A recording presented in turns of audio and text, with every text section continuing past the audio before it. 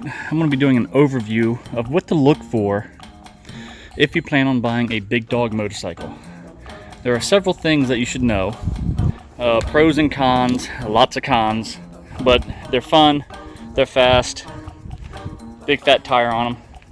So I'm going to go over the things that you should look for before you buy one. The first and foremost is going to be the ESC and the wiring. The factory computer on this thing and all the wiring from the factory is just garbage. It can barely start.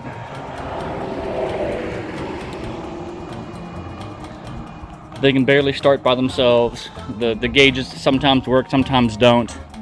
Sometimes the turn signals will work, sometimes they don't. All in all, the wiring, factory wiring, absolutely suck. You want to look for something that has a Dead One Customs aftermarket kit on, and with that, everything is perfect. This specific one already came with the Dead One Customs kit on it, and you can always tell just by the way the wiring is that that's a Dead One Custom wiring harness. The Dead One Customs is the go-to place to buy for pretty much anything big dog. If you do buy one and it does not have the factory wiring harness already replaced, be prepared to fork out about $835 just for the wiring kit to have it redone. And you can expect about another $500 to have it put on if you don't plan on doing it yourself. If you do plan on doing it yourself, be prepared for about a 5 to 7 hour job, because you're going to be tearing into a lot of stuff. The next thing on these that's kind of troublesome is that back tire. It's a 300 series. It makes the bike extremely unstable. They're hard as hell to ride. They don't corner very well. My last big dog, the green one, as you see in some of my other videos, we were all going around the corner, all riding at one time, and I decided the bike decided it was going to go straight. It did not want to turn, and I ended up in the guy's field. So the 300 series tire, Metzler, whatever you want to call it, is the best one out there. They're probably a little wider than the rest. They barely fit on, and they're also $500. That is installed though. The next thing you got to look at is the S&S 117. They are extremely hard to start, and the factory starter on these is absolute garbage. So what most people do is they go out and buy a high torque starter. It spins over the motor a lot faster, even with the high compression.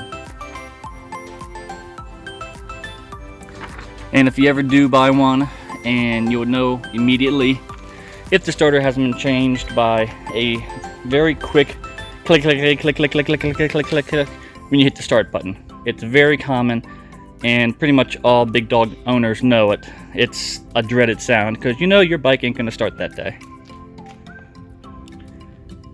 The next one's going to be the Factory Speedo. Two things here.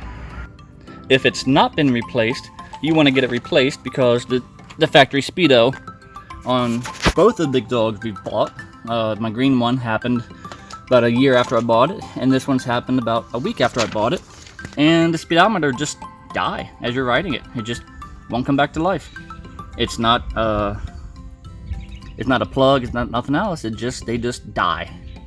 However, if it has been replaced, you want to make sure that the odometer is correct, because 99% of the time no one resets the odometer, so the motor probably has more miles on it than the odometer actually states. So that's one thing to be aware for. But usually if it says big dog motorcycles, you know that's pretty much a factory head unit, a Factory Speedo.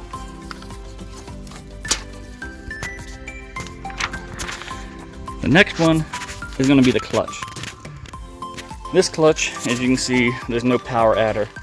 It is a straight manual clutch, and they are extremely hard to push in. So when you're riding, that gets old real quick. And I don't know if there is any aftermarket set that you can have that comes with power on it.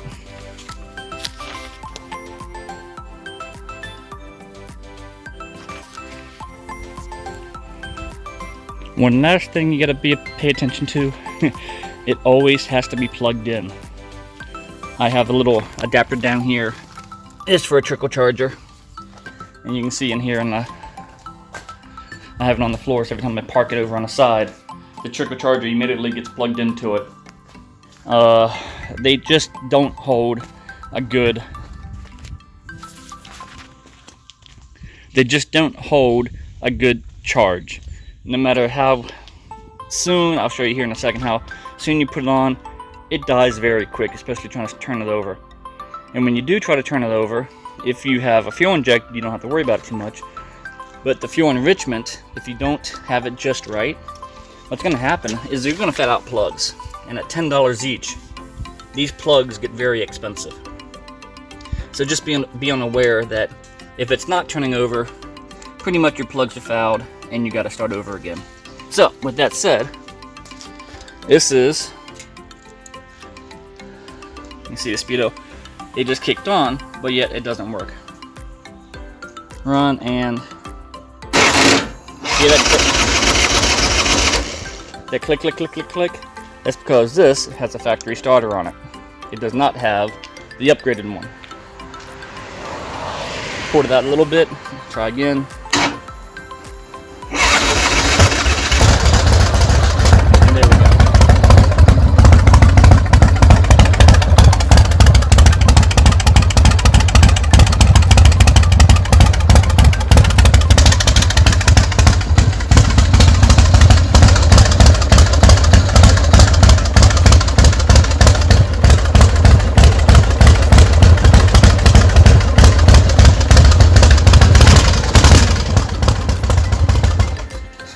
So, that is the pros and cons of owning a big dog. This one has camshafts in it. This one also has a timing adjuster on it, where you can set the timing. It has a little bit of performance done to it, so it's a little bit more torquier than the normal ones are. But if someone wants this one, I'll be glad to sell it for $11,000. Feel free to reach out to me.